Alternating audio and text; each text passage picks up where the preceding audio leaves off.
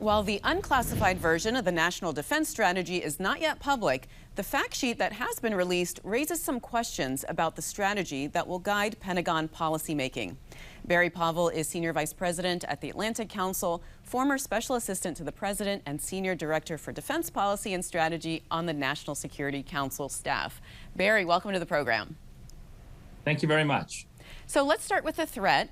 Your report says, quote, how Russia is perceived in DoD must absolutely change going forward.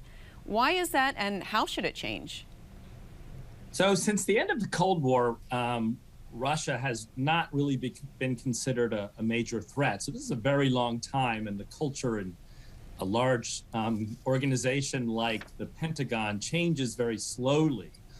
And so for a very long time, I'd say 20 years, Russia's been considered as kind of pesky, annoying, but not nearly as challenging as the large economic superpower China and the Chinese People's Liberation Army forces. Those forces have been growing in capability and number for a very long time.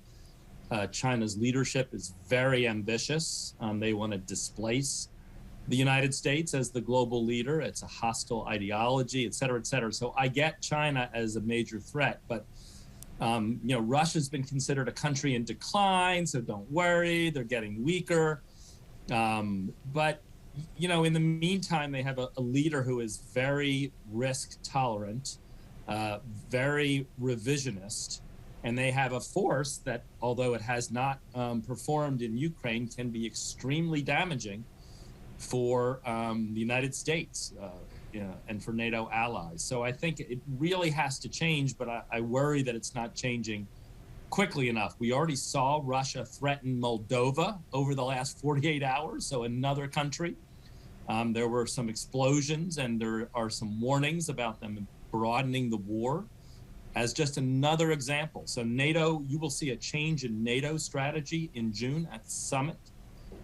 As one response, but I think there needs to be a little bit more alacrity regarding the near-term threat that Russia poses under Putin or whoever replaces Putin whenever he leaves the scene. This is not a new phenomenon. Russia has been expansionist, insecure for a very long time, and there's no guarantee that the next leader won't be just as bad as Putin.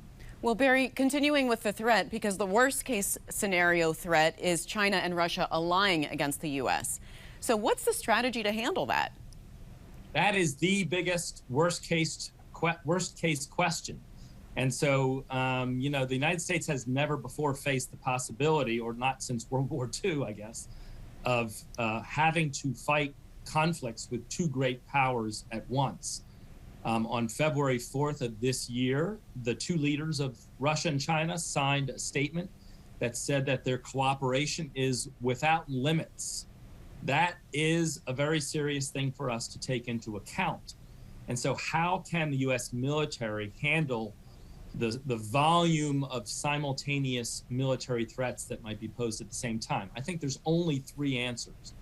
One is intensive preparation in transforming the current force to the next force, the 2030s force, the force that is driven by AI for command and control. It's a networked force. It features swarming unmanned capabilities. It features hypersonic missiles.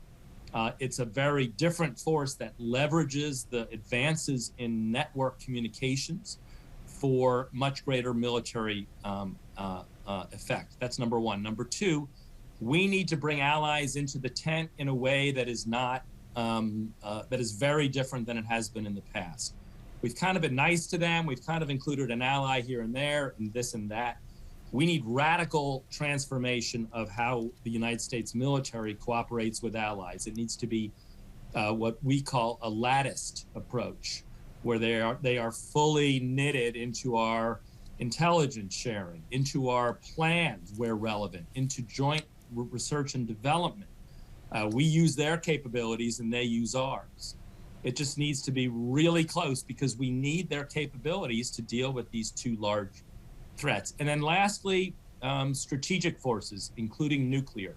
We sure wish that we could be on the road to disarmament, but Russia and China did not get the memo. They have been modernizing on a long-term basis, and they have serious nuclear capabilities as well as new long-range strike capabilities. We need to get with that program. We need to accelerate our nuclear weapons modernization program, and we need to, unfortunately, rely on nuclear deterrence where there are situations where Chinese or Russian conventional forces outnumber ours plus our allies. It is not where we want it to be, but we got to do it. So, Barry, what do you think is the biggest thing missing from the strategy, from what you've seen?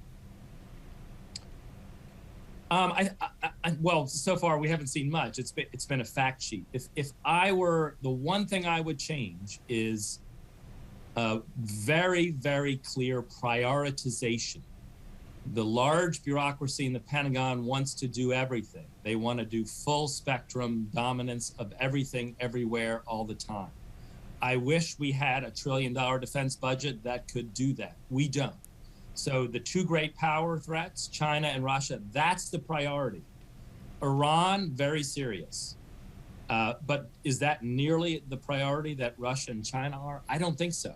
So work with Israel, work with Gulf partners to handle Iran. We need to focus on these two very significant threats. All right. And when decision makers leave the table, they need to be uncomfortable that there's other risks they can't handle. All right, Barry. Well, that's all the time we have. Thank you so much. Thank you. Thanks for watching. If you enjoyed the video, give it a thumbs up and subscribe to our channel so you don't miss out on any future Government Matters interviews.